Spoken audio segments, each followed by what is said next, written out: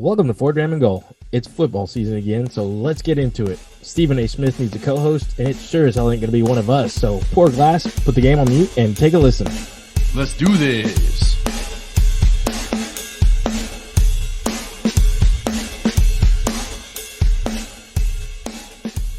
Welcome to Ford Ram and Goal. We've got our glasses filled up. We've got some football on the TV. Life is good. We're going to give you our little preseason football introduction and tell you everything we've got to say about the season. And we're going to drink some good stuff along the way. I've got my co-host Dick here. That's all I got to say about that. Yes, sir.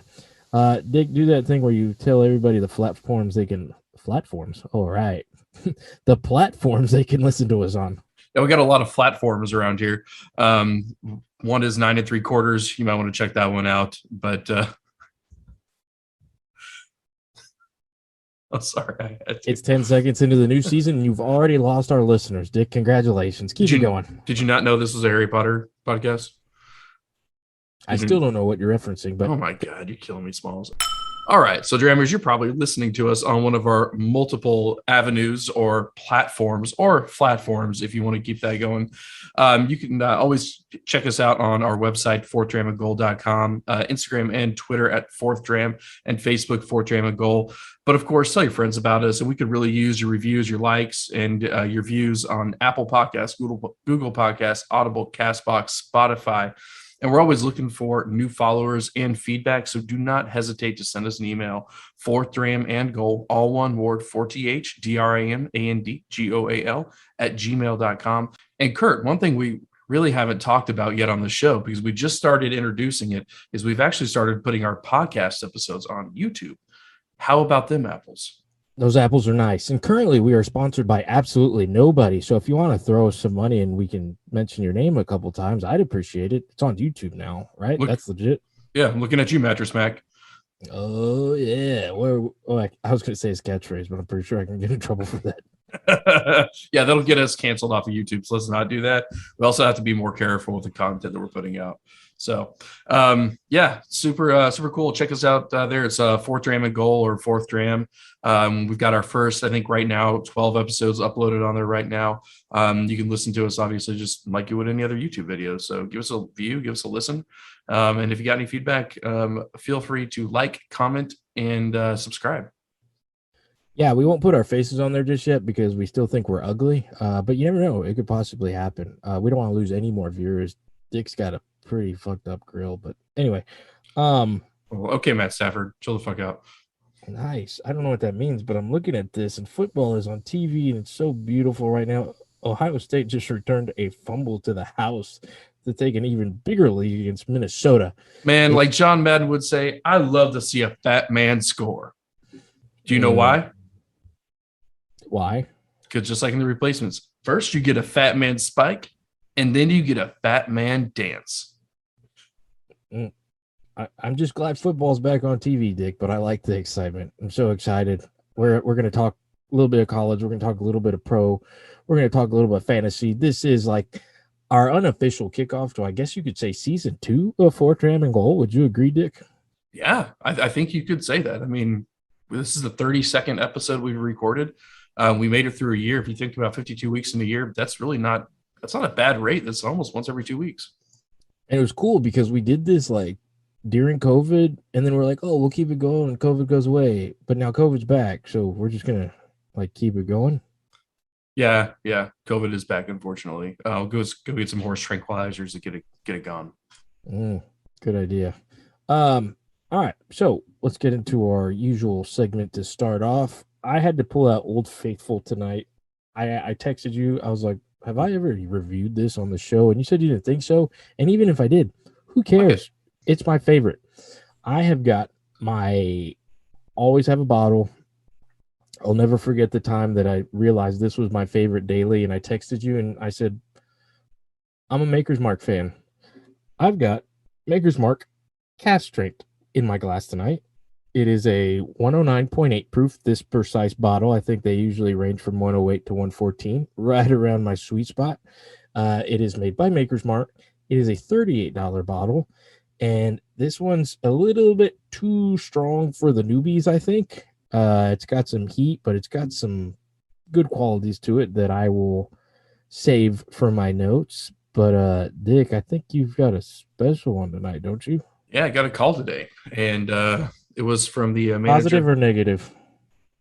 Oh, Uh, different call. Got it. Okay, go for it. no, I got a call today from one of the managers over at Specs to come in and pick up a bottle of Elijah Craig Barrel Proof B512. That's wrong. Of Elijah Craig Barrel Proof B521. Was it a one-person limit? Not a one person limit, it's a one per customer. It's an allocated product. Is that what you were asking? No, it was one person. Like one person in at the store at a time because it's COVID. No. Oh, okay. No, I'm pretty sure most of the employees aren't even wearing masks anymore. It's kind of weird. Yeah, I was just trying to save my ass. I did mean one bottle per customer, but thanks for bringing that down for me. Yeah, no problem. I got your back. All right, you got anything more to say about that Elijah Craig Barrel Proof? That is, I think I've said this. That was like my first oh, this is a bottle.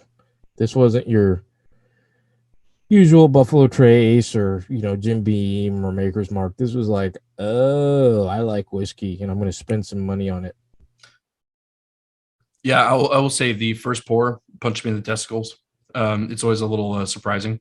I think when you specifically go to cask strength, but also if you're like in one genre or with one brand, you typically get the same flavor notes and they're not as aggressive after a little while, and you kind of start to savor a little bit. But I tell you what, I've been drinking a lot of the 9-banded, the local Austin whiskey that I picked up. They have a weeder and they have like the regular bourbon. They have a cask strength now. And then I just finished a bottle of Fighting Cock, and this is a completely different game. Yeah. You started sending me the bottles of Fighting Cock, and I thought it was like, but no, you actually like that stuff, don't you?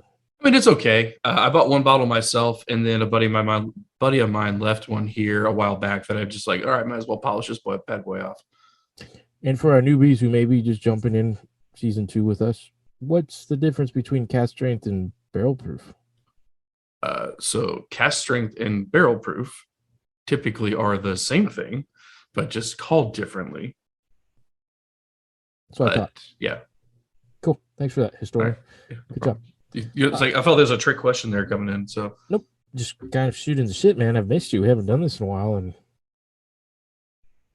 we got football. We got to talk whiskey, so I'm going to make it happen. You know, for sure. I mean? Yeah, for sure. You got a big weekend coming up. I do. We are doing a good little finishing a move. If anybody knows anything about the Houston housing market, holy cow! You talked about a punch to the testicles earlier. That was several times repeatedly. How many offers did you have to put in? Oh, quite a few. I think I had to donate blood a couple times, sign my soul to the devil. But hey, we got a house, so that's what's important. Have you made your move to Austin yet with your secret affection for Austin and everything, Austin? I don't think it's a secret affection. No, I have not. It's too damn expensive to live there, man. Too damn expensive. It's an hour and a half away. Might as well go visit. Nah, the fact that you even thought it, I think being an A&M guy that you are, I think you're not allowed into the Dixie Chicken for life. Fuck it. The beers are flat there anyway. Whoa.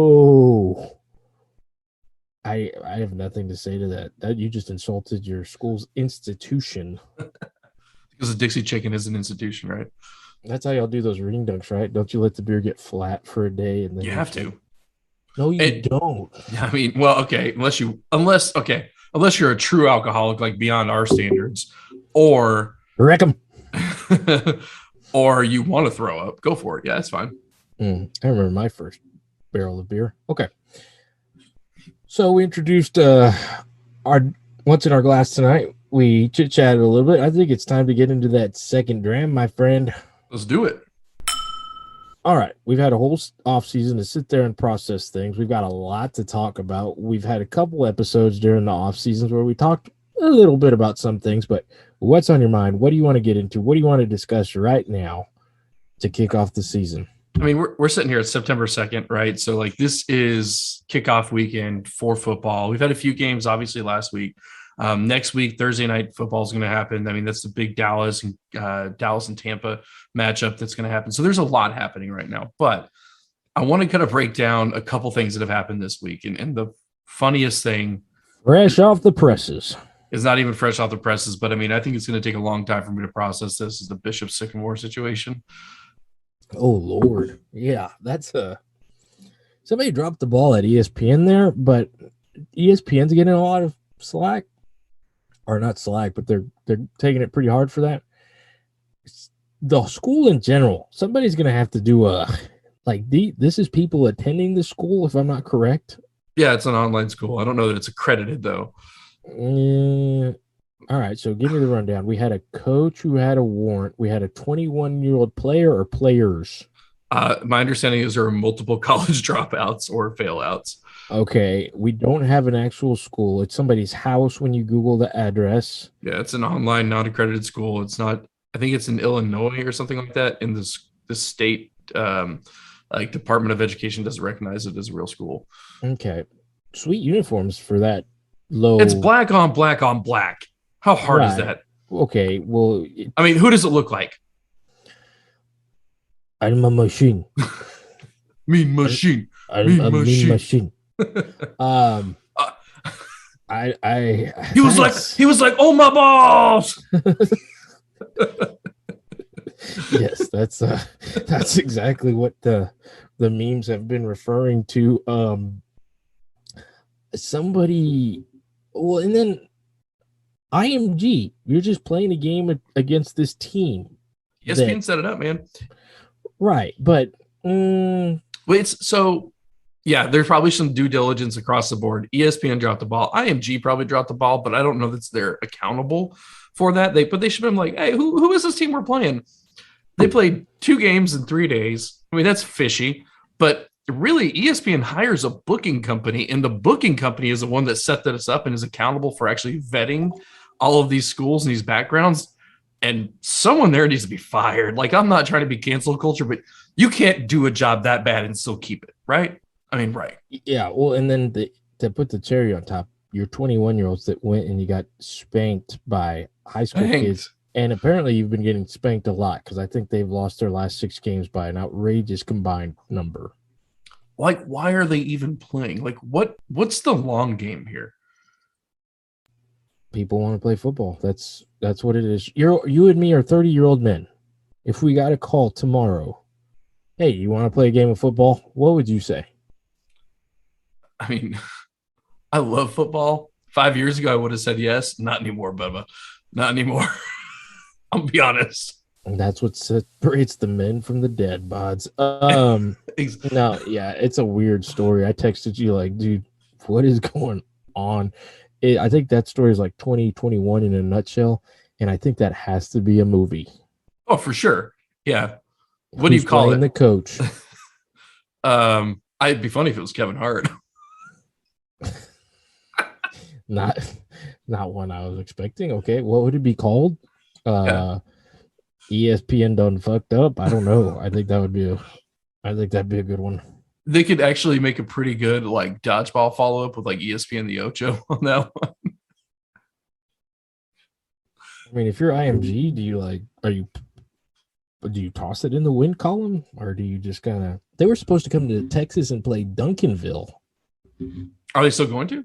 No. Because of this? If you're Duncanville, you think you can put your kids on those buses and go play that team?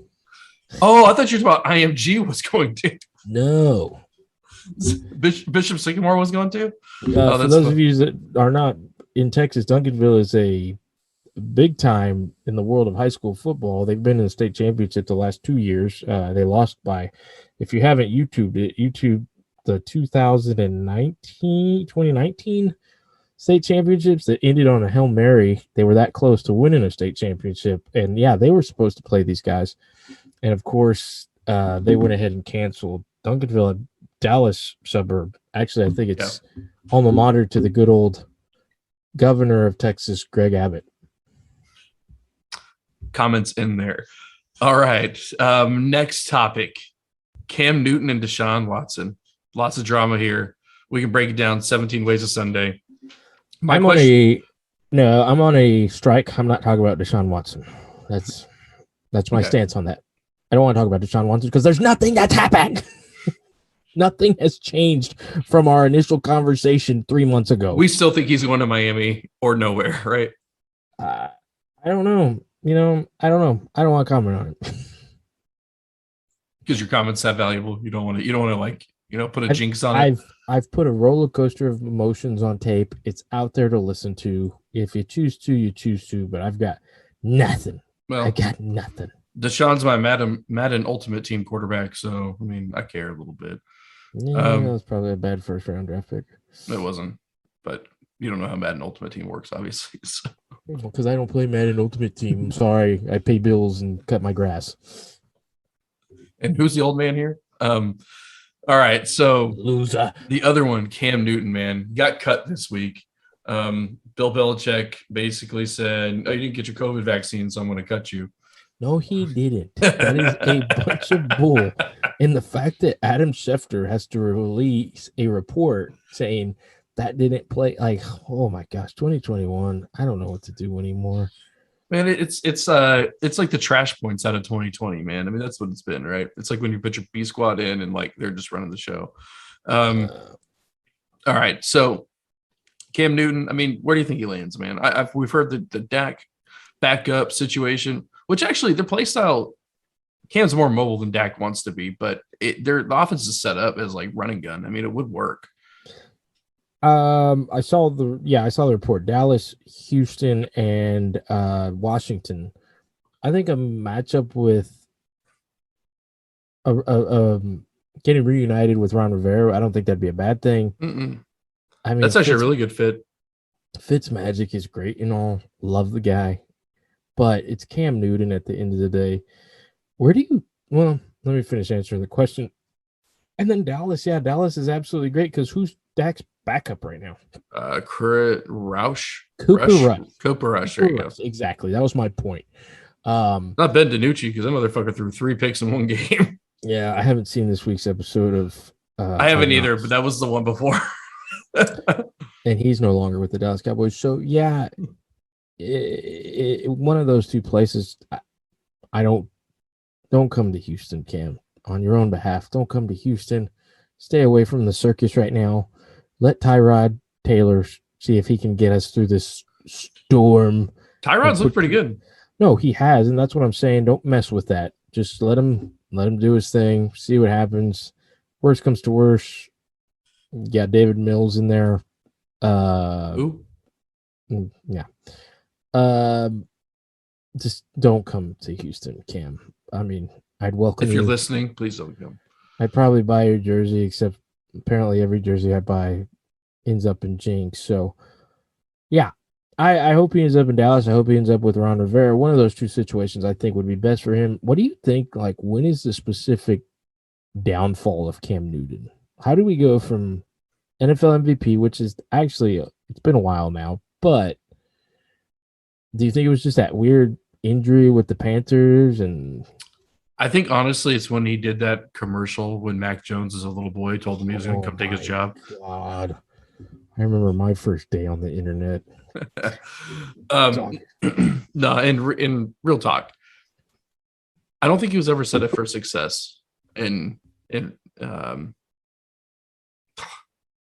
don't think Carolina, come on and raise up, take the shirt off. No. I don't think he was ever I don't think he was ever set up for success in New England. But you're saying prior to that, or you're saying like in New England, what was his downfall? Because that's two different stories. No, not in New England. New England, I mean, it wasn't a very good season last year. I'm talking about Carolina MVP to not on the team anymore. Ron Rivera wasn't there to protect him anymore, and he didn't win a championship. That was deep. Yeah, I guess that makes perfectly good sense. Good job. High five. I think, was that a Borat? Yeah. Sounded like a cat getting their tail stepped on. No, it just was sad because that commercial was getting put on Facebook a lot today, but it tells you where he went from. Like, he was the dude in Carolina, and then now he's out of a job, and we're about to kick off in 1 week. Not We even. don't know if he's going to be on a team. Yeah, well, I mean, he made a quote or whatever. It said, there's not 32 QBs out there better than me. And I mean, he may not be wrong, but are we talking about Cam 2 years ago or Cam last year? Because Cam last year, he struggled. He struggled when he was on the field. He was hurt. Well, we've talked about this. Cam week 1, 2, and 3 was pretty dang good, and then that COVID thing happened, and he did not come back the same. I mean, but has he come back the same since then? I mean, obviously he didn't look at that in trade. So that's what I'm saying. Like 2 years ago, yeah, probably if you had that Cam today or equivalent of a 2-year aged up without COVID Cam, sure. But Cam with long COVID, I don't know, man. I'm gonna be 100% honest, and this is just me saying I'm a GM trying to run an organization, not forfeit any games this year. I'm not bringing in an unvaccinated quarterback to fuck shit up who's been through protocols. And that's a factor, whether you like it or not. I mean, sure, maybe it wasn't a factor of leaving New England, but it's going to be a factor with him bringing him on. That's me. I don't know. That's become a thing in sports. I think it was somebody up high in the Washington Nationals organization. He quit today. VP of operations. Yeah, he resigned, and there's a lot of shit about that. Like, oh, good for you. You're standing up to him. Like, he's a multimillionaire who didn't want to get a job. Why is this news? Like, who cares? To your point, who cares? Yeah, it is one of those who gives a shit things. I don't. Cam Newton's younger than me. That's the sad part. Cam Newton's younger than me. Yeah, I hope he's on a team. I hope he goes somewhere. I don't know about being better than. He's probably better than like 28 starting quarterbacks right now. But that's just kind of highballing it.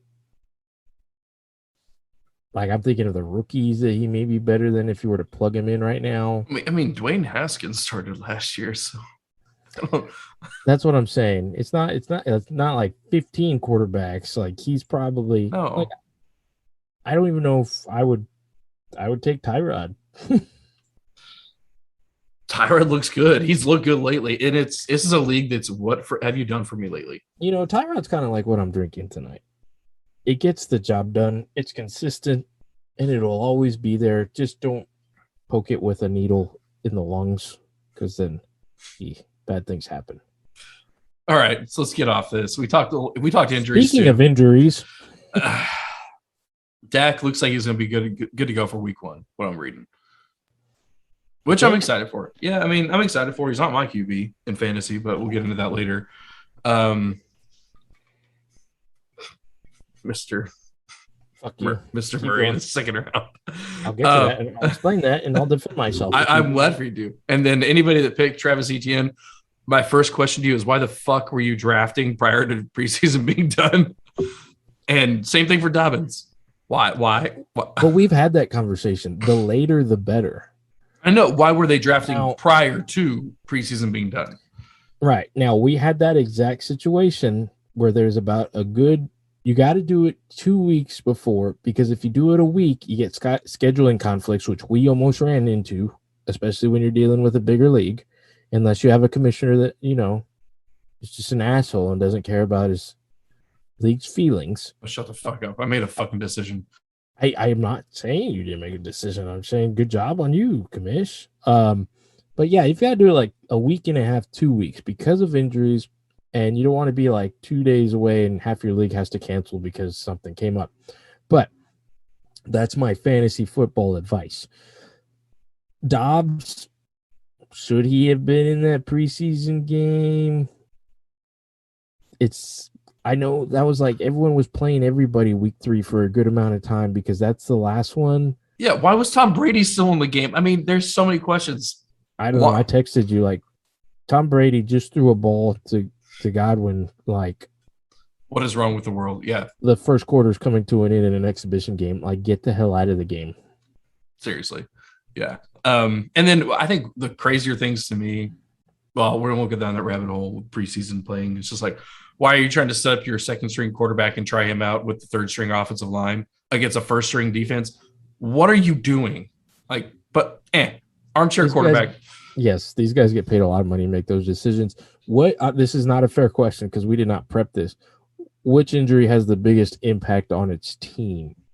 I would say Dobbins primarily because he's your number one running back, right? Like ETN, you still have Robinson. Like James Robinson saved me last year in a lot of games in fantasy. James Robinson's a workhorse, dude. And I think even if ETN would have been healthy, Robinson's still your number one dude. And now, if you drafted him, he's even more of a number one dude. So you know you're going to get those fantasy points. I don't think there's a right answer there. I think the right answer is my answer. That's the right answer. Mm-hmm. Yeah. Why don't you keep pretending to live in Austin, you A&M boy?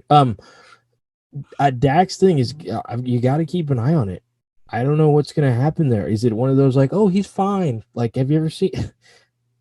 This is the most underrated football movie of all time. You've seen We Are Marshall, which is based off the sad but extraordinary story of how the Marshall football. Of course, Yes, we all know it. We Okay, don't need to go down remember- that sad rabbit hole. Yes. Remember when he's like, "My shoulder's fine, coach," and then Matthew McConaughey, like, is that going to be week 1? Is that Mike McCarthy like hitting Dak and he's like, "My shoulder's fine, coach," boom? I don't think so. I mean, if you watch Hard Knocks this year, like, I don't know, like McCarthy seems like a man that has absolutely no control over that locker room. So I think he's going to just take whatever the OC tells him. Like Kellen Moore secretly is just like pulling the strings behind there. He's like, no, he's fine. Let him roll. Okay, cool. We'll see. We didn't even talk about Hard Knocks, man, but whatever. I mean, it's okay. It's the same thing every year. It's the Cowboys this year. I hate the Cowboys, but I mean, a guy like Dak, you can't root against him. So I hope he's out there. Hard Knocks is Hard Knocks. It's the same thing. You can literally tune into the first episode and then you could turn into the last episode when you already know who got cut, and it's cool. Yeah, for sure. I do appreciate their production though. I mean, that's like a 3-day turnaround to get something live. I mean, we can put our podcast up in like 2 days, so I mean, it's not that impressive. All the audio editing you do, yeah, forgot about that. Whoa, not cool, man. Shots fired across the bow. There's the talent and there's the guy behind the scenes. That's what we do. Well, I mean, that's why we're talking about bringing Eddie on, right? So that's true. Oh, that's another thing we want to tell our viewers. We may be making the 4 Damn and Goal family a little bit bigger. We're going to try to have a couple more hosts this year, and we're going to have maybe a permanent addition.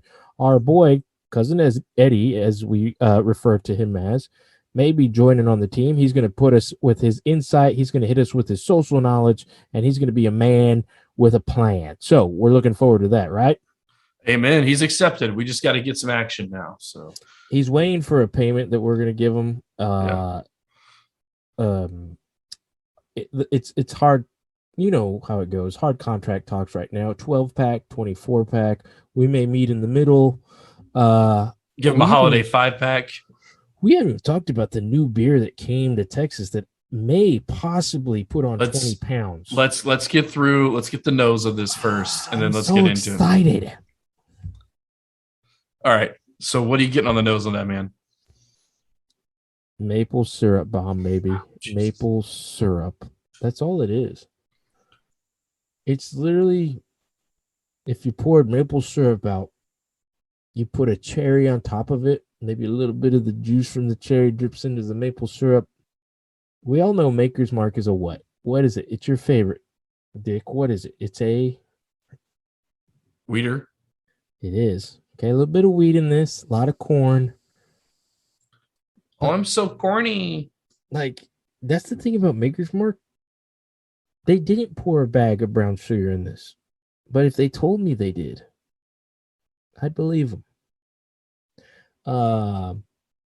Oak, vanilla, and then it doesn't even have a high alcohol burn for that 109 proof, 110. It's just a sweet, sweet aroma. That's what I got. All right. So what about a grade on that thing, man? Well, I'm going to be biased, so I've got to be honest here, right? A. A minus. A minus. All righty. But A minus is pretty good for Old Faithful. Never disappointed. Always made me happy. What about you with that naughty special delight you got there? So for this one, brown sugar right off the nose. A little bit of I almost get coffee beans, if that makes sense. Might just be me.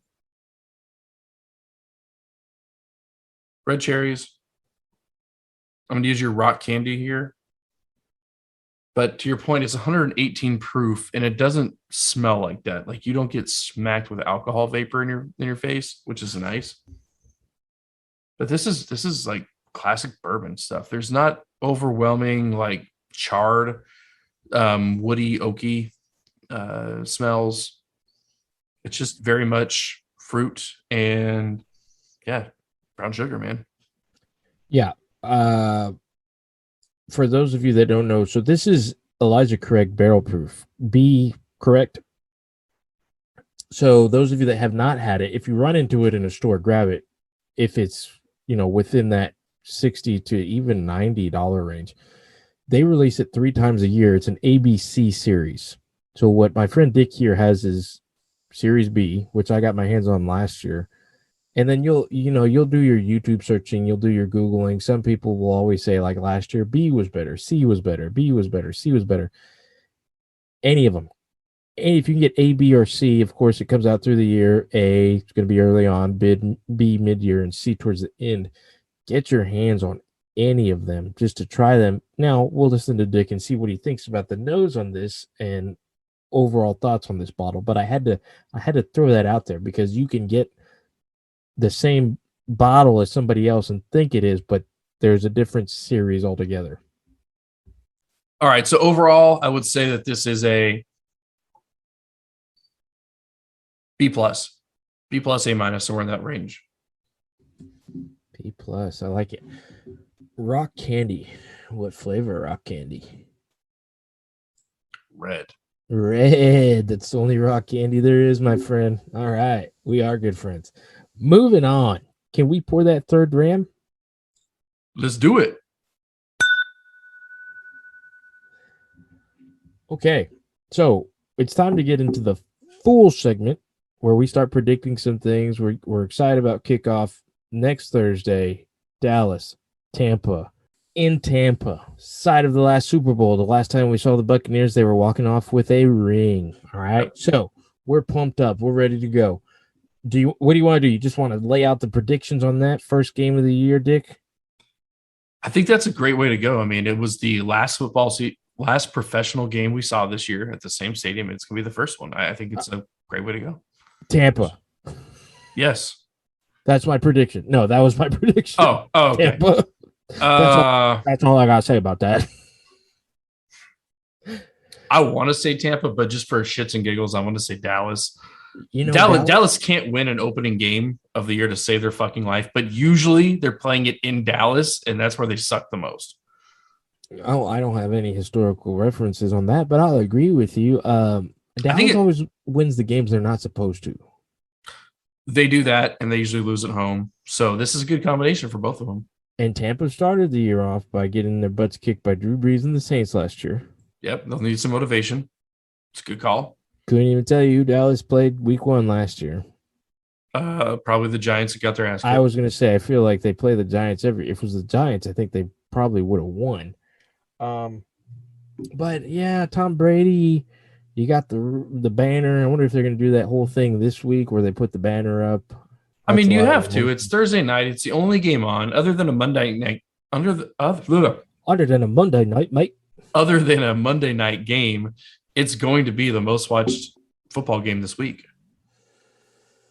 I'll stick to Tampa just because they're there. Maybe it's one of those games where Dallas, good effort, maybe close towards the end. And we'll see how Dak plays. We'll see how Zeke plays. I'm not going to lie. Zeke looks good. Zeke looks trim, and that's why I drafted him number 1. I want to talk about it. All right, so Tampa and Dallas, we put our predictions out there. For the rest of the year, key matchups. That's a tough question, but who are you looking forward to seeing? So I think we got two categories here. I think the first one is like your typical interdivisional matchups, right? What you're going to be especially good this year, and then what's your like non interdivisional, like your ones your one offs, right? They don't see that often. One of the ones that pops off the schedule to me for that second category, and we'll back into the divisional, is the Rams and the Lions. You got the old quarterback switcheroo. Which team's going to be better, right? You lost me at Lions, but yeah, go ahead and continue. You're fucking killing me, Smalls. All right, so that's the one I'm thinking about. What about you? Well, I got two, and I can't believe you were like, "Oh, the quarterback matchup and the Rams." Yeah, cool. Put our viewers to sleep. Hello, Week 4, Tom Brady against the Patriots. Belichick, the game. I mean, who's not marking that one on their calendar? I mean, it's a Sunday night game, so I mean, looks like it's going to be the only game watched that time frame. Well, that and it. I don't care if it's at 2 a.m., 3 a.m. Like it's Tom Brady back in New England. Like holy cow, he's back, baby. So yeah, that's the one I'm looking forward to.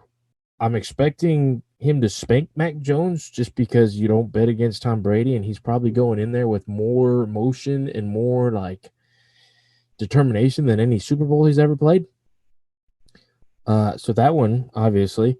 And then the second one, I think week 7, mid-season, Chiefs versus Titans, possible AFC Championship preview. That's going to be a big one to see where they're at. Are the Titans about the hype? Are the Chiefs who they still are? I circled that one. Looking forward to both of those.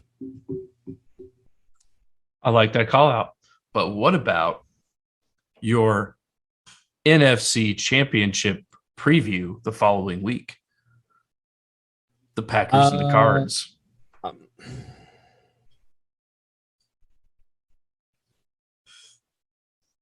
on, react. No, that was my reaction. Like, are you okay? Okay, I had a buddy text me that today. He randomly texted and he basically said, "I want to put this on the books." He said that Fitzmagic was going to take care of Brady in the playoffs, and then he was going to take care of Josh Allen in the Super Bowl. And then I told him, awesome. Fuck off.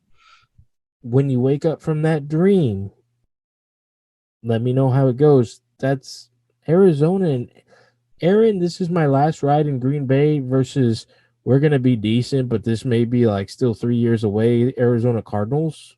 Hey, JJ Watt went to Arizona for a reason, man. Yeah, to get paid and play, maybe. I want to put this in the books that the no fucking way this is going to happen, but someone called it. That's my matchup. Yeah, great game. Sounds great. Sounds like the best first round of the playoff game ever. Awesome. Great prediction there, buddy. I appreciate it. Interdivisional. Interdivisional? Yeah, interdivisional. What two rounds? What are you looking for? Like what Cowboys Giants, Cowboys Redskins, Titans Texans. So what are you looking for? Which division game has the most playoff implications? Yeah, I think sure. Let's go with that. Yeah. I'm looking forward to the Steelers and the Browns this year. That's a good one. That was a hell of a Ben's back. It was a hell of a last game last year. It depends when the Ravens show up. Steelers and Ravens, and possibly Cleveland and Ravens. Yeah. Shit, we're saying Cleveland a lot. Let's stop while we're ahead. I mean, I've got my Super Bowl predictions still to make. I may say Cleveland again. That'd be a wild one. Yeah, we'll see.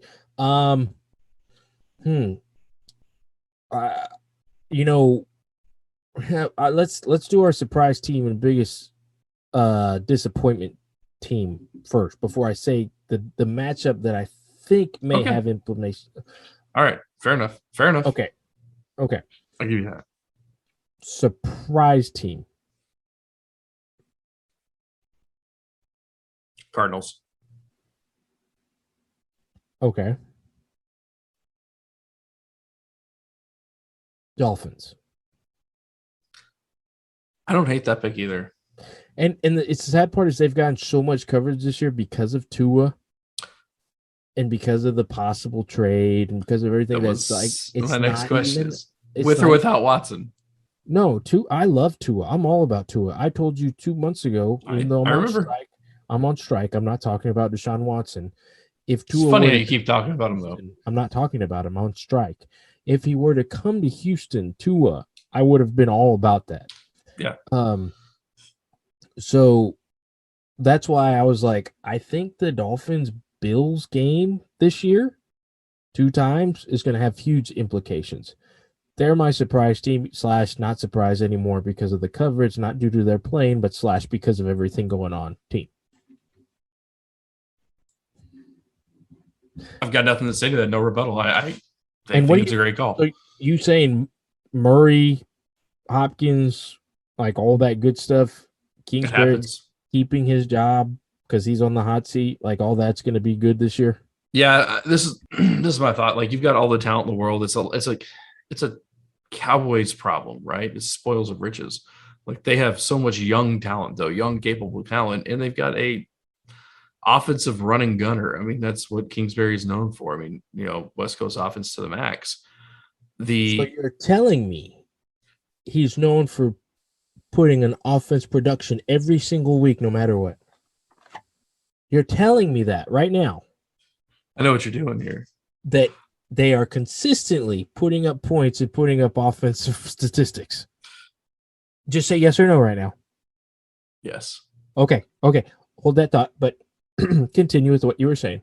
I'll just spoil it for our viewers. He's going to try to defend his Murray pick on the fantasy, so we'll just come back to that.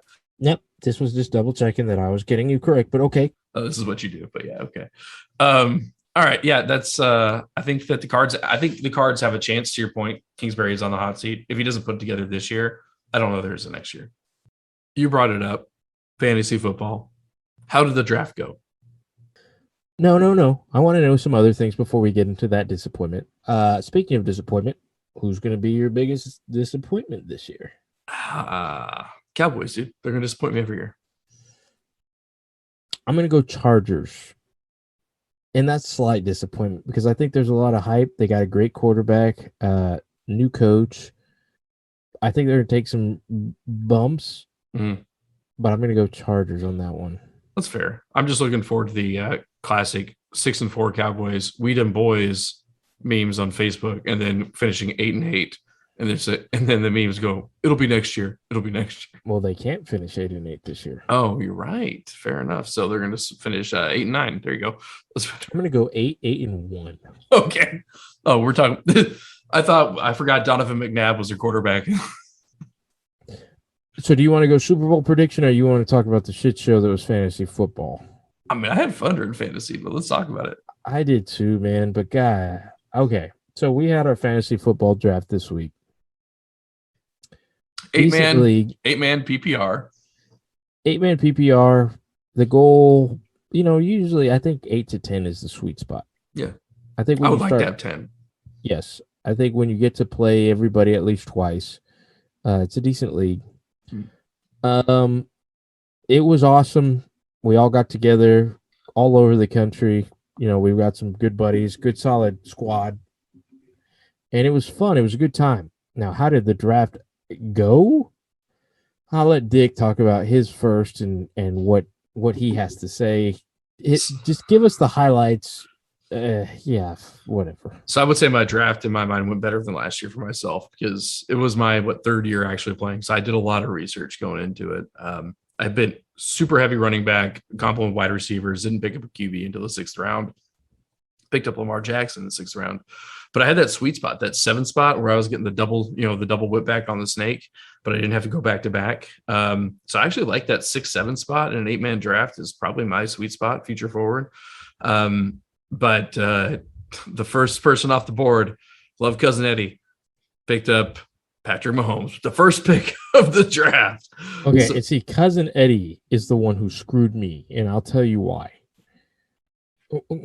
Continue if you have more to input. No, that's all I got. I mean, we got the post-draft grade, and I did pretty well.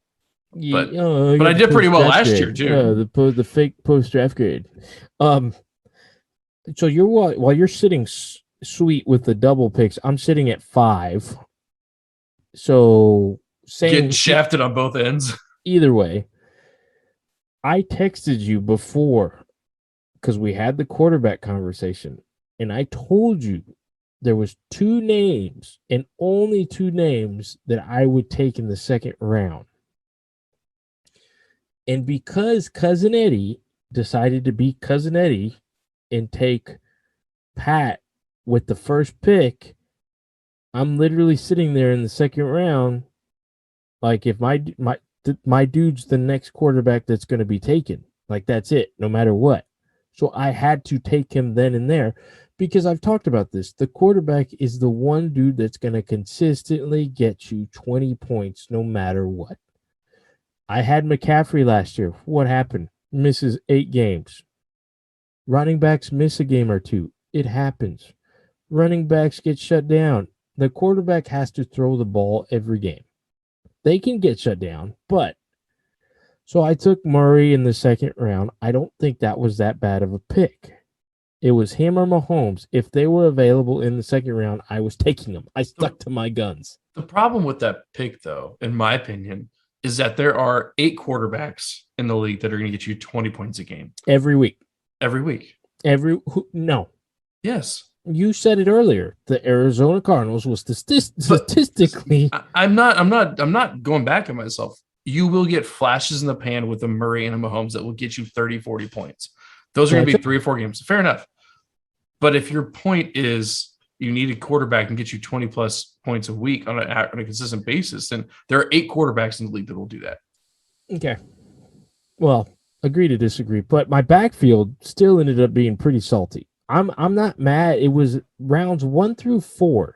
So the fact that I ended up with Derrick Henry. Yeah, no, that was a 5. That was my pick. You took him from me. Murray at 2. Mm-hmm. What was it? Najee. Because who else is going to get the ball in Pittsburgh? Yeah. And then when I'm filling my wide receiver and tight end spot, that's when the wheels kind of fell off and I had to start grabbing who was available. Yeah. And then I got shit for my flex. I don't think my flex is going to be shit. Who's your flex? Julio Jones? No. But he's playing second fiddle, though. That's a problem. He's a flex. I know, but... And then it was like, oh, you took Julio already? He was literally projected as the next pick when I took him. So when I get a draft projection that says you're going to win 2 games this year, fuck you, NFL.com. Now I'm all out. I'm going to win this thing, and I'm going to say shove it. And I'm going to post a picture of my projection in my championship trophy picture. Which I will be paying for, yeah. I hope you do get it. I have a dilemma. If I actually win it this year, do I buy myself a trophy? Yeah, I might have to. No, if you win it this year, I'll buy you the trophy. All right. Sounds good. How much was the trophy? Like $25. I'll buy the trophy. And a bottle. All right. If I win it this year. All right. Undefeated. Never lost. Yeah, mine was good. I got Zeke, and then I got Aaron Jones, and then I also got AJ Brown. Picked him up. James Robinson, who's my dude. I did pick him up later, but like I said, I got Lamar Jackson in the 6th round, which I was super happy with because honestly, I feel like if you're talking like QBs that can give you like 20 points on the regs and also pick up like 30 to 50 on random weekends, I feel like Lamar Jackson's that other quarterback that can do that because of his legs. Deshaun Watson would be, but he ain't gonna play this year. And I agree. Lamar was like my 4th round if he was there, but it was Murray and it was Mahomes. If they were there, I was taking them. And Murray, Henry, Najee Harris, Allen Robinson, CeeDee Lamb. I think I'm going to be okay. I don't know. I think the projections were, I'm projected to get my ass kicked by about 10 points this week against Gabagool. But even my tight end, Hawkinson, I think I'm going to be okay. I got a lot of faith apparently in the Steelers offense because I've got Johnson and Ebron from the Steelers offense. So Ben better be slinging it this year and at my dudes. Yeah, that's the problem. He's going to be handing it off. That's why I got Najee. I know. Yeah, that's probably where it fucked. But um, We got to talk about college ball. the first waiver wire guy I'm getting, though, I swear, if Cam gets traded anywhere, I'm picking him up because Tannehill's got COVID restrictions right now, and this dude needs to get his fucking shot or he's going to piss me off. Okay. This is where it was my reserve picks that everyone was giving me shit about. Let me talk about my reserve picks. I took Joe Burrow. And that was the first, like, oh my gosh, you're stupid. Well, I need a backup quarterback. I don't think that's that bad of a pick. And then there was one guy. There was one guy that I said, if he was there in the 10th, 11th, 12th round, I was going to take him. Who'd you pick up in the 15th round? What are you eating? What are we eating tonight? We're going to go. We're going to put our bib on. We're going to crack the shells. And we're eating crab legs, baby. Oh, yeah. On the board. And I took Jameis Winston because he's going to come out this year and he's going to say, I am Steve Young 2.0. I got drafted by the Buccaneers. It didn't work out. Let me put this Hall of Fame career together. Sure. Watch it happen. Until the Saints sign Cam. Probably, yeah, or Tyson Hill takes over. But hey, he's on my team. And literally when the draft prediction came out, Jameis Winston in round 13 was a reach, but I was like, whoa. Todd McShay would have had a field day with that one. Okay. All right. We got to get into college ball. Super Bowl prediction. Give it to me. Packers and Bucks. I'm just fucking with you. I want to see you spit that out. For those who don't understand football, they're in the same conference. It can't happen. If you're listening to our show though and don't understand football, I'm sorry because we're not those guys. I'm gonna go Pack and Chiefs. You got to stop with this Pack thing. What's going on? What? Because Aaron Rodgers was like he's doing a last run. Like what? Yeah, I really feel like Aaron Rodgers is. I don't want to say he's vindictive, but I think he's stubborn. He's got all the weapons with him. The Pack's defense is still solid, barring like major injury. I think between them and Tampa, those are like the solid favorites. But I think beyond that, I mean, like, dude, Aaron Rodgers will almost win a Super Bowl out of spite just to like say fuck you to the Packers and walk off in the sunset and go sign with, I don't know, the fucking Eagles or some shit. I don't know. I'm going to drop some hot and heavy news on you. This is my big and bold prediction. Do it. The Dallas Cowboys will do better than the Green Bay Packers this year. That is going to happen. Well, I'm going to pick the wrong year not to be a Cowboys fan. Jesus, come on, dude. The Dallas Cowboys will be better than the Green Bay Packers this year. Because Zeke is going to eat them up or what? No? You think Dak's going to be that good? They're going to put it together. They have so many weapons. So many weapons. And I just think the drama, like you're going to play and you're going to do great, and Aaron Rodgers isn't going to be here next year. Yeah. Well, I mean, that's a point. I mean, that's also going back to fantasy. I mean, that's why it was hard for me to stomach picking Cooper or CeeDee Lamb because I don't know who's going to get the damn ball. Like I knew Zeke's going to get the handoffs all the time. He's going to get out of the backfield too. But like Cooper's a better route runner. He's more refined. But CeeDee Lamb is just raw talent. CeeDee Lamb's awesome. Did you pick him up? I did. Okay, he's one of my starting receivers. That's why I don't think that my draft was that bad. No, if Dak gets wild with the ball, CD's going to be open. But we'll see. All right. We beat it up. We kicked it around. My prediction? Yep. What you got? I'm going to go with the Super Bowl that we should have got. What has it been? 3 years by now? I'm going to go Chiefs. And Du Bois? Oh, they should say Du Bois. No, we should have got the Rams and Chiefs, but remember there was that offsides on defense. So you do think Stafford's going to make that much of a difference, which makes the Lions and the Rams matchup very interesting. No, you said Rams. You said Lions again. Like, stop saying that.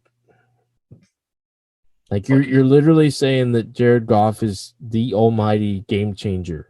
No, Like, I'm just not. stop.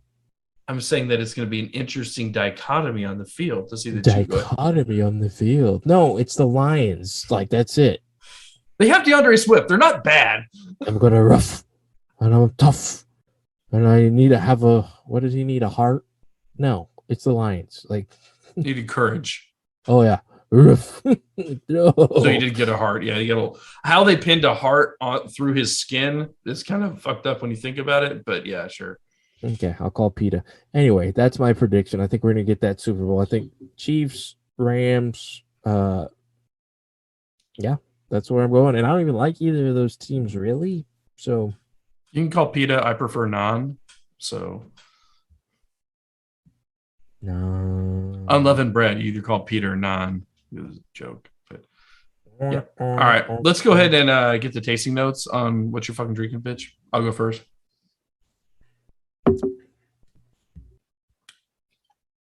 Bourbon deliciousness. Yep, that's how I find it.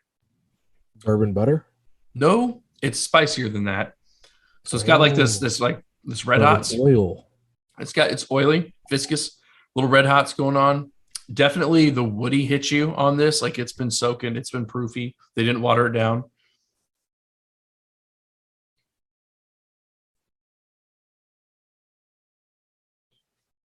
Dude, it's red hots all day. Red hots are like a big red. Like there's a cinnamon spice to it. It's been a cinnamon kick.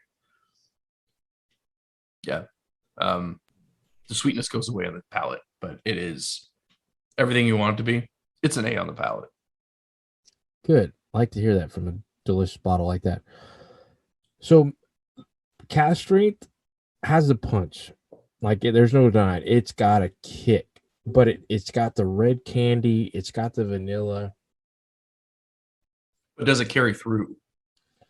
It has like, I'm getting like butterscotch ice cream, but you've poured some alcohol on it. Like it's like that. Yeah. It's got. I'm pretty sure that's a Ben and Jerry's flavor, right? Probably punch in the face. If not, it should be. We'll see if they want to sponsor us. So yeah, it's one of those where the nose is awesome. The taste is still good. It just has a punch. That's why, like, if you're inviting somebody over who has not had whiskey or is just getting into whiskey, you don't say, "Here, drink this." I'll go B. Solid. All right. So let's get into that fourth dram. College football is back. How excited are you? I'm going to tell you how excited I am. I just saw a Dr. Pepper commercial on the TV while we're talking, and those Dr. Pepper college ultimate fan commercials are back, and I just saw them reference the transfer portal. I am so looking forward to Dr. Pepper's college football commercials. Are those the ones with the boss? Yes. Oh yeah, they suck. But that's good. Shut the fuck up. They are great. You're so stupid. It's so kitschy and so good. I love it. And I love the fact that you see like new ones throughout the year. I love it. Sorry. Mm-hmm. Yeah, they're up there with the Flow commercials from Progressive for me. I don't want to hear about your Flow. Dude, I was gonna say, like, college football, you'll hear the football fan go, "Oh, I'm into college football. I'm not really into pro." You rarely hear the other way around. You know what I mean? Unless they're a Cowboys fan. Yes, that's true.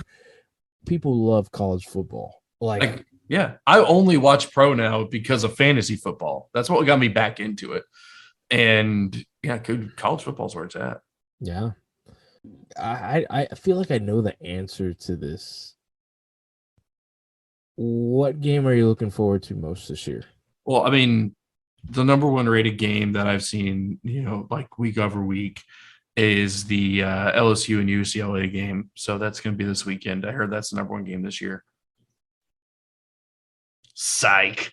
You know what game I'm excited about this year? We actually have a fighting chance to beat Alabama at home. We just paid Jimbo re-up his contract, now $9 million a year. What are we going to get for our money? Haynes King is going to come out slanging like Johnny. Like, it is going to be the game. That is the number one game in the SEC all year. Fight me about it. Like I'll see you outside. That's it. That's it. Now there's some good games. There's some other good games out there. Like I'm looking forward to the Bama and Miami game. I think the Miami Clemson game is going to be really good this year. Pac-12, I don't give two shits about. The Red River Shootout is going to be classic too. But I mean, for me, it's SEC. I don't know how many years we're going to be in the same division within the SEC as Alabama. So let's make them count. But that's where my head's at, man. Come at me. I'm sorry, going to say some tech game that I'm going to miss. What was it? No, I'm sorry. Is Johnny Manziel lining back behind center again? Or I knew you were going to say that. I was like, here he comes. Like, oh, here comes. Choo, motherfucker. Yeah. Okay. So I'm going to care about the real SEC game that's going to determine is LSU back or not. No. Was it a mess up of bouncing back? Their starting quarterback from last year had a freak accident again. I'm talking week 7 or week 6, whatever it is, LSU versus Alabama. That's a preview of really how the SEC is going to go. That's the game I'm looking forward to. Yeah, but no, I mean, COVID was a weird year, bro. A&M looked good, but now it's time to get back to like regular SEC football. Oh, your face is priceless. I'm sorry, but what G5 conference are you guys going to be playing, or G6 conference you're going to be playing in a couple of years? Oh, and it's the first shot at Tech. Here we go. I remember when my team didn't get a TV channel, so I said I'm leaving the conference because I want my own identity. But the sad thing is, you can remember when your team sat and watched 2 other teams leave the conference. But now the University of Texas is coming, so I'm upset, but I'm going to pretend I'm not upset. We were here first. I always laugh because I don't know whether that's like an Adam Sandler doing like a baby impression or that's just you. No, I don't. There's so many. Like, I'm looking forward to the Miami Alabama game this week. Yeah. I'm looking forward to. I was looking forward to Ohio State and Minnesota tonight. Like, I'm so pumped about college football. Matt Leinart looks old. Sorry, had to make that observation. Leinart probably is old.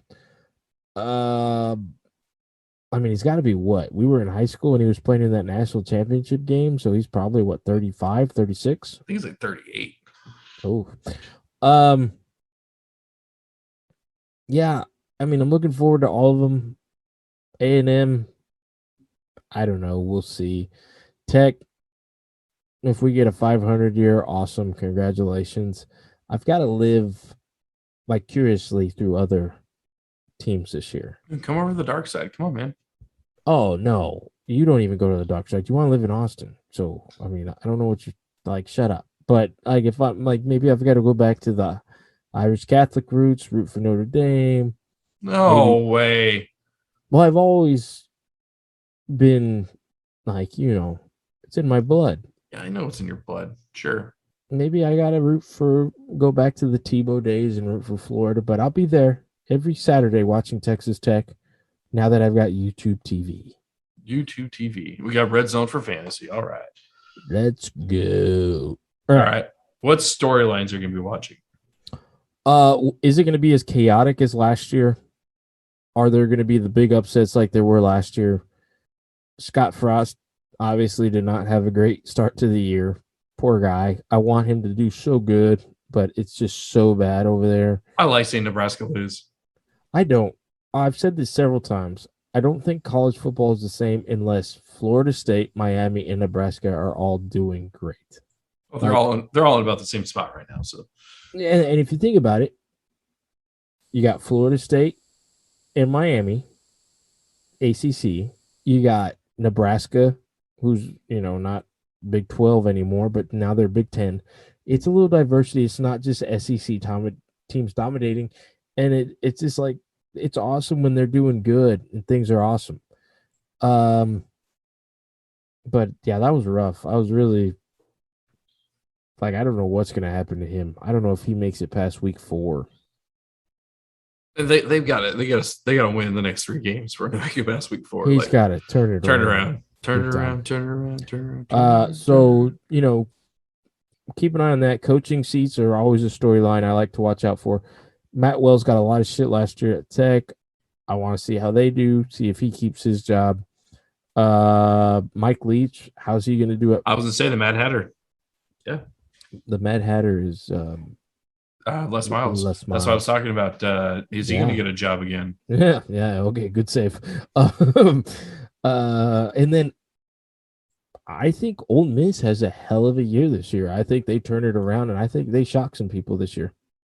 They got a stud quarterback coming back. They've got Lane Kiffin, so they're going to put up some points. Yep. Some NCAA violations, I'm sure. Yeah. Oh, okay. Nice, mister. Let's give our coach a big old contract because he did decent last year. we were finally relevant for the first time in. So for me, can Alabama put 5 quality quarterbacks out in a row? Like is it just the system? I mean, it's the same question we have every year. When is the system going to fail? Every system fails at some point, or is it just going to work all the way until Saban leaves and he's the cog that breaks it all?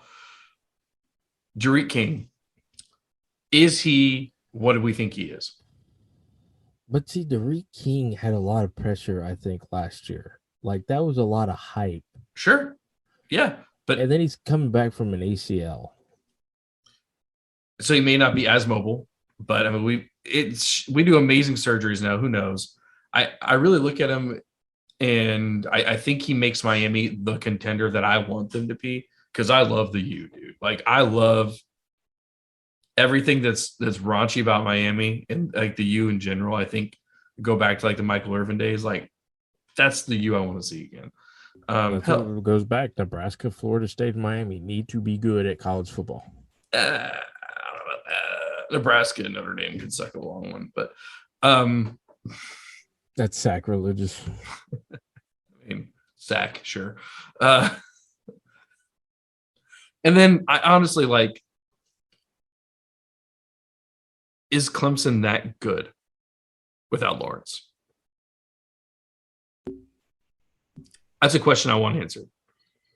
It goes back to it's the Dabo and Saban situation. Like, are these coaches that good and on a different level? Because Saban's proven he is, right? But is Dabo replacing quarterback? It's next man up. Or is Clemson at Alabama's level for being able to just reload and go? I'd like to see Oklahoma get over the hump this year. As much as that pains me to say, I'm a Lincoln Riley fanboy. I mean, the things that he does with that offense and the 65,000 ways he runs, everything. Yeah. And Spencer Rattler, I don't know if he's that guy. I think he is. I just really don't. I really don't like the kid, and it all has to do with his QB1. He's such a cocky SOB. I never saw it. Don't watch it because it'll make you not like him. I saw somebody post that literally the other day. They were like, "I hate Spencer Rattler because of QB1." He's Tate Martell, but worse. Who? Tathan. I'm sorry. Tate. I can't find a school to play for Martell, but I found one, and it's the one that I least expected. It's Tathan, but yes. Okay. That's a storyline. I've just always, since Lincoln Riley's been coaching, if Oklahoma's playing, it's my old coach coming out on me. I forget that I coached at times, but I just love to see the things he puts together. The way he makes, GT out of so many, formations. It's just awesome. Sleeper or not sleeper? I can do sleeper. Well, I told you my sleeper. I think Matt Corral and Ole Miss is my sleeper. I think they're going to shock people. Is he my Heisman winner? No, runner up. Who's your Heisman prediction? Spencer. Yeah, unfortunately, I'm in the same boat as you. Spencer. Yeah, I think he's got the system. He's got the attributes. He's got everything going for him. It's his to lose. Conference predictions. Let's go through these. So ACC, who you got? Clemson. So you think they can reload? Yeah, I think they're consistent. I'm going to say I think they are consistent enough in the ACC to win that conference again. you don't think the Dukies are going to pull it out? David Cutcliffe, loved him. I've listened to him speak. I mean, he's a heck of a coach, but unfortunately, no, I do not think so. All right. I'm going to go the U. Big Ten, you put something here, and I think you might take it back after tonight's game. But I'm going to say I put it there. I put it with a question mark as we were editing and the game was on. I'm going to say OSU begrudgingly. I want it to be Penn State or anybody else in OSU, but it's going to be OSU. It's not. It's going to be OSU. I jokingly said Minnesota because at the point that I put it, it was 22 to like 18. And I put it as a joke with a question mark. Dick just can't read that. But yeah, it's going to be OSU. It's one of those conferences that's not the SEC, and you can be consistent and win. But speaking of OSU, they have a backup quarterback who is a high school senior and is making more than me and you will make over the next 10 years. As a high school senior back, how's that possible? Exactly. Old boy, South Lake Carroll, skipped his senior year of Oh, yeah, that guy. Yeah. How much does he make? Do you want him to be successful? No, I don't want anybody who goes to OSU to be successful. Oh, okay. Well, that's a plain and simple answer. I mean, it's like Justin Fields. I like him, but I don't like that he went to. I like him in spite of him going to OSU. So I just looked it up, and that guy we're talking about, Quinn Ewers from South Lake Carroll, is going to be making $1.4 million. Skipped his senior year. NIL, dude. And he's at Ohio State right now. Good for him. Good for him. I hope he does good, but God, dog. But you think about like all the dudes who are better than him that paved the way and got paid shit, right? Yeah. But you know what? But you do you, boo. South Lake Carroll played last week. Quarterback came in. They're going to be just fine. So that's a good thing for them. I mean, yeah, it's kind of. I mean, it's no Bishop Sycamore, but yeah. That's true, Bishop Sycamore. Big 12. Dude, we know it's going to be OU. Come on, both of us. Spencer's not going to win the Heisman if they don't do that. Yep. Pac-12. I want to say someone in Oregon. Like, if I had to, like, you had to pull my arm and say, no, it can't be Oregon. Who is it? It's USC. But it's going to be Oregon. I'm going to go USC just so I can say I'm right at the end of the year. Okay, cool. Like the Cardinals situation. Cool. SEC. This is where the minds meet. Where we're at polar opposites on this one, man. It really comes down to one game. If you don't say A&M, you're not true. You're not true. Oh, shut up! If you don't say A&M, I'm not a homer. You're not a homer. You've already said you want to move to Austin. You're gonna. If you don't say A&M, you may as well throw on a big old UT shirt and say hook 'em. You know we're never gonna do that. Oh, I just said hook 'em.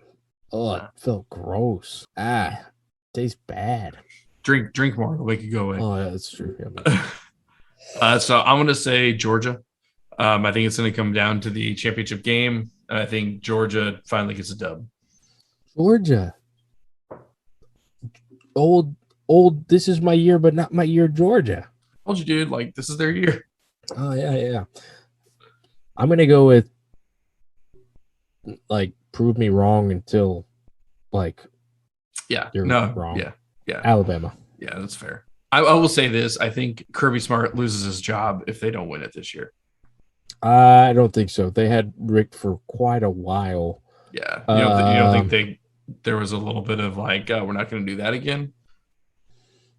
Or you think that's just Georgia's way? Like, we're just going to stick on to head coach for like 19 years. And yeah, he did enough when he got into the national championship game for at least another. They're not Auburn. Like, that's fair. I feel like A&M is probably rigged that way now too. Like, we're like married to Jimbo no matter what he does now. Well, yeah, they just gave him a 9-year contract. So $9 million a year. Hell yeah, Jimbo! You finally gave us a good year. We're gonna pay you, and we're gonna live. We're gonna be fine with that for the next couple of years. And then Dick ain't gonna be allowed at the Dixie Chicken anymore. Yeehaw! Does Kevin Sutherland even have a job right now? Nope. But I mean, he's got as many, A&M national championships as Jimbo does. So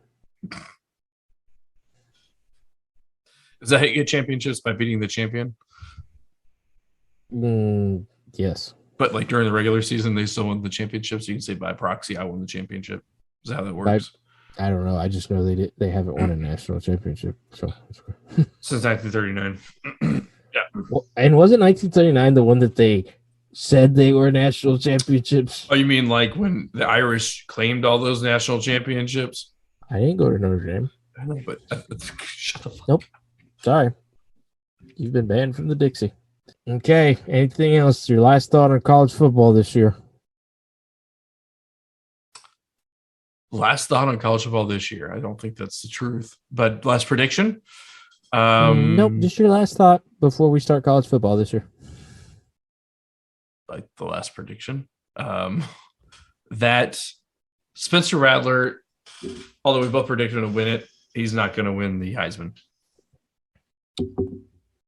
Okay. What about Fair you? Enough.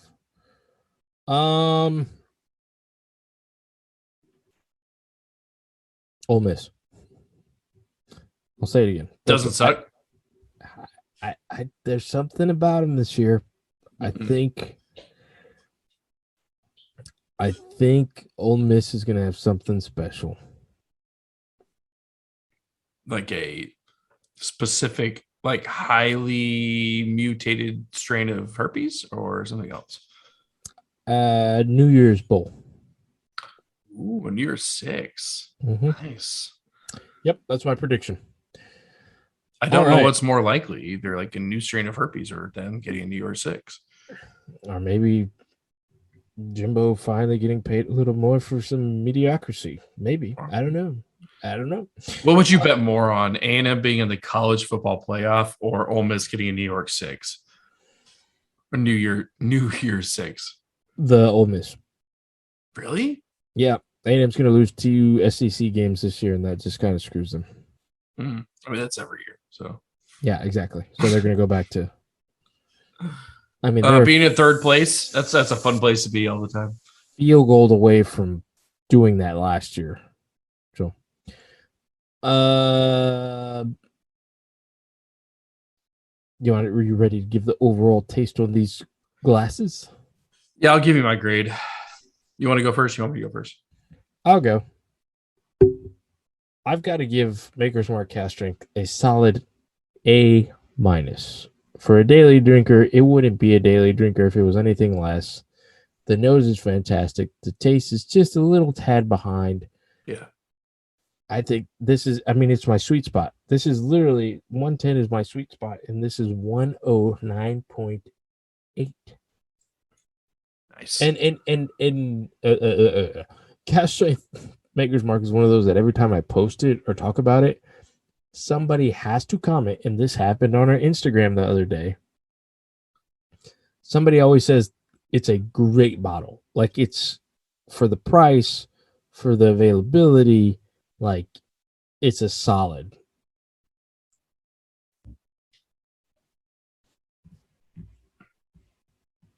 I feel like Maker's Mark is one of those things that I don't get into because you drink it so much. And it's not because I don't like it, but it's because I want to give us like diversity on the show. And I don't become a Maker's Mark show. And I'm always really concerned it's become a Maker's Mark show if I start drinking it. So, I mean, it easily could. But it's a hard time because it's so available. I mean, yes, that's a very, very good point. On that same vein, availability, I'm gonna make a comparison here because I'm gonna give this an A- as well. So, is Elijah Craig barrel proof good? Yes. For the price point of $56 MSRP, is it good? Yes. Is it good up to 90? Yeah. Is it something that every true whiskey drinker should have? Yes. Should you have a bottle all the time? No. Should you buy it when you pick it up or you see it? Yes, but not for more than, I would say, $85-$90. That would be the max. But if I put this head to head with something that you see on the shelf on a regular basis, and I'm gonna do my thing here, I would take Jack Daniel's barrel proof single barrel over this every day and twice on Sundays. Actually, 3 times on Sundays, because it's a higher proof. It's the same price range, 55, 56 up to 65, but you can buy it all the time. And it's higher proof, but it doesn't finish as rough. And overall, like if you like bananas, you're going to love Jack Daniel's barrel proof single barrel. Like it's one of my favorite bottles. Really. I mean, I could put that on my shelf day after day after day with some Buffalo Trace and some Weller and a couple odds and ends, and that would probably be my shelf. Your face, I can't even look at it right now. Why? 2 things.